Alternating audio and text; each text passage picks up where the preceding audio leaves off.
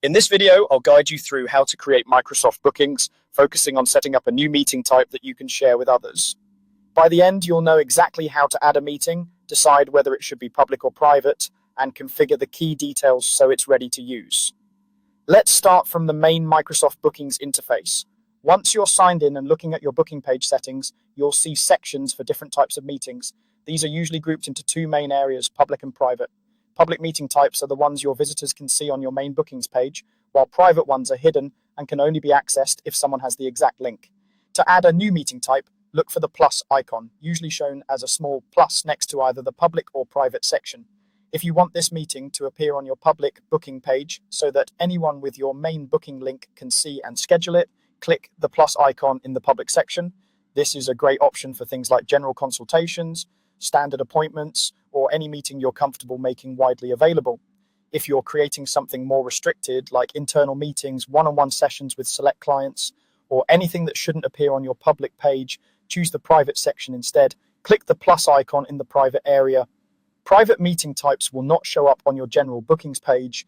Only people who receive the specific link to that meeting type will be able to see it and book it. This helps you control access without having to manage separate calendars. After you click the plus icon in either section, you'll be taken to the configuration area for that meeting type. Here is where you set up the essential details. Start by giving your meeting a clear, descriptive name so people understand what they're booking. You can also usually add a description that explains what the meeting is for, how long it will take, or anything the attendee should prepare in advance. Next, choose the duration of the meeting. Think about how much time you actually need, including a small buffer for starting late or wrapping up. If your platform allows it, you may want to set your availability window and the days this meeting type can be booked so it fits into your schedule without creating conflicts.